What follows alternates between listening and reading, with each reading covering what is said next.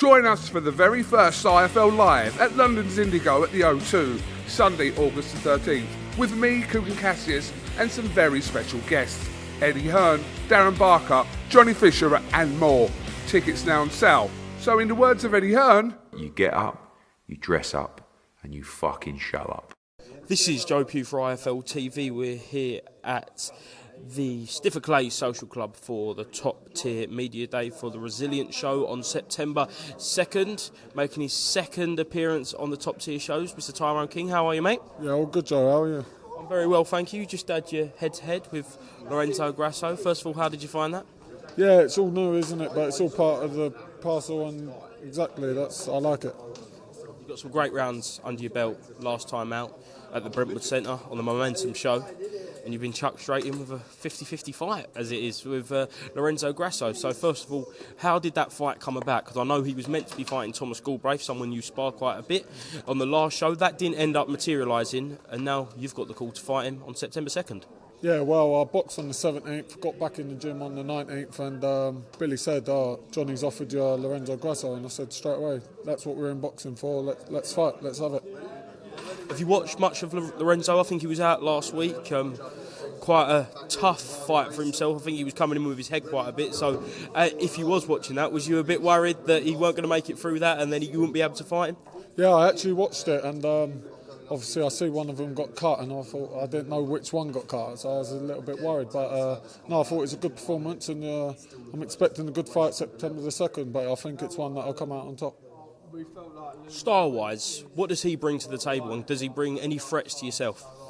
Well, every fighter brings threats, but that's down to me to take them threats away and capitalise on them. And I think he's going to come on to me and try forcing the fight onto me, but I think that's going to play into my hands. He's going to walk onto shots, and that's what we're aiming for.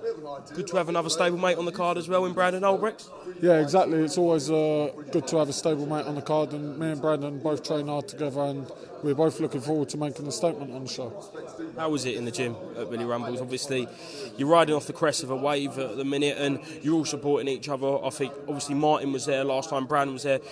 The gym's like one big family, isn't it? And wherever one fights, they all go and watch. Yeah, exactly. We all train together day in, day out, and we all want the best for each other. What I want for myself, I want for them, and vice versa. Like, we all support each other, and that's what makes it easier for ourselves. How much do you think you've improved? Because I think I've seen it personally, just from the sparring I've seen you down Edge Gym, and then obviously fight night.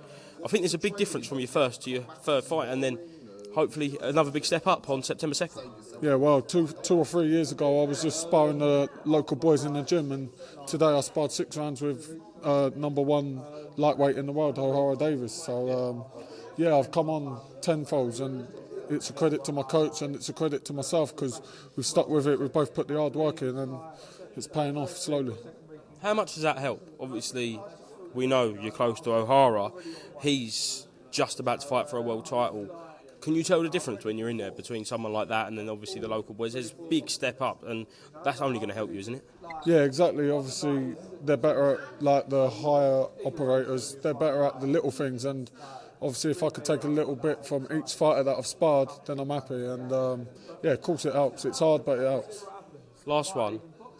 How confident are you that you do the business on September 2nd against Lorenzo Grasso? 100% confident. If I wasn't confident in winning this fight, I wouldn't have took it. And these are the fights the fans want to see. These are the fights that I want to be in. And after this, I'm on the path for titles, and we're confident. You talk about right fights at the right time. Do you think this is perfect timing?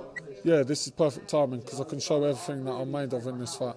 Excellent, Tyrone. Thank you very much for being to IFL TV, and I'll catch up with you before the fight, mate. Thanks, Joe. Cheers. Cheers, mate.